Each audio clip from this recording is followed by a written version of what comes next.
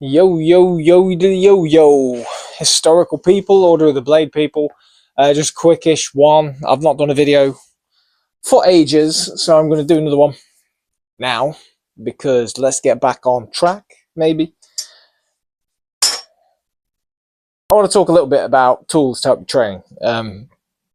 Specifically for our guys, something that I've noticed that we don't really talk about enough at all is some of these actions off the bind. Like, I spoke about mechanics in another video of the longsword where you're able to just lever it or turn your hands over and perform strikes from doing that.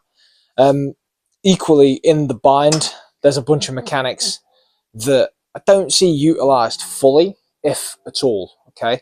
I think, especially in our schools anyway, we have the habit of, okay, from here, I have to release myself to perform the next action, or I have to immediately go into like a counter strike or whatever, okay? Or you just executing a game plan that nobody knows what the hell, you know, whatever. But when we break, what I'm trying to do personally anyway is just break things down into smaller chunks. I don't really like planning like these huge, long, scripted things. I'd much prefer just having a few mechanics that I know are there, a few moves that I know are available to me, so that I can just, like, if I find myself in that position, I can pull it off. I don't have to rely on being part of a bigger scripted whatever, okay? Now, the mechanics that I'm really sort of bothered about,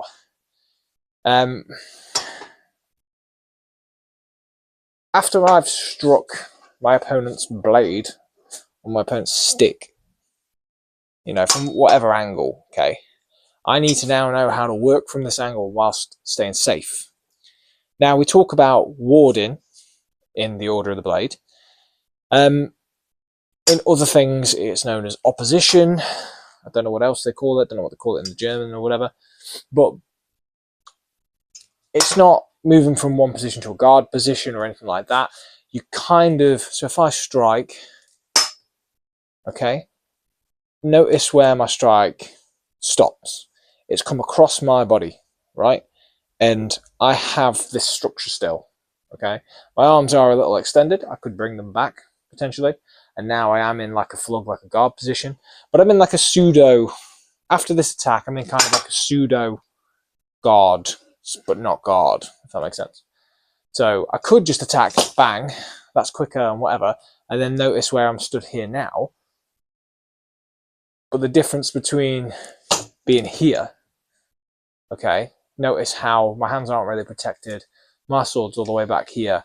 Their sword could be doing absolutely anything it wants, okay, right now. Whereas if I take that away, I at least know a few things now. I know where their sword is. I know where my sword is. I know what kind of angle I'm working on, okay? And also, I can feel their sword. If they disengage or they go to hit me from the other side, I'll feel it and I'll move, okay? Or whatever, okay? I've got a bit of power here. I've got a nice bit of structure. And one of the mechanics that we'll go straight into, I suppose, is from here, I can actually just raise my sword, okay? And it almost locks itself in place. So if this person doesn't really shift much or move much, then my strong to their weak, my point in their face. Okay, that's one mechanic, just raising your goddamn hands. Like from here, I can raise my hands up and come down with a nice strike. Don't recommend that as much because we then leave that contact. And again, that sword's free to do what it wants. But from here, raise my hands, drop my point. And likewise, from the opposite side, raise my hands and drop the point. You know, it just seems to work mechanically, and using it in sparring seems to work really well, especially with a little bit of a forward step, just to secure that kind of bind structure. So especially if they've attacked in and you just re-attack them, if you cut the cut, so to speak, or even just a nice strong parry, and then tip the sword into them, you know, you won't always get face every time, but you get something. But again, notice where I am here. I'm practically in ox guard position, if you're familiar with it. I'm basically just like that, or maybe like that, maybe in some kind of hanging guard. Okay, and that's a workable position. So even if we come here, I don't necessarily get the stab, maybe I miss him, maybe something, I can still work from that if my jacket wasn't in the way. I can still work from there, okay? The other mechanic is just turning the hands over. So we'll start from this position again. If I was to just turn my hands over, I can deliver a strike there. I'm just putting that under there, delivered a strike, and although it's not, I wouldn't say it's the most ideal because I haven't got the bind anymore, but I am still in contact with that blade, okay? And my crosshairs, it's not crosshairs, my cross guard has come here. So if that was to slip, I've still got a level of protection, okay? And all that is from just a simple number one core, overhow, whatever. I'm just turn the hands down the line of attack, okay? So those of you in the order that like your dreadnought, this is a brilliant way to just pull off a dreadnought just whenever. Just turn the hands over, use the mechanic to your advantage, okay? But the main reason I say don't think about a big plan of attacks, don't string too much together, okay? Don't give yourself too much to think about, is because you don't want to be. You want to be focusing on what they're doing, what this stick's doing.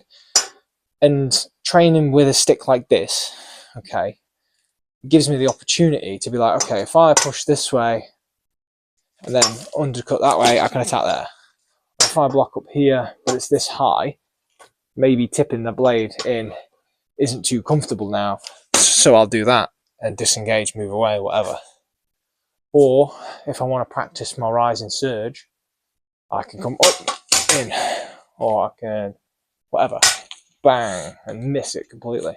But hopefully you get the idea I'm going for here.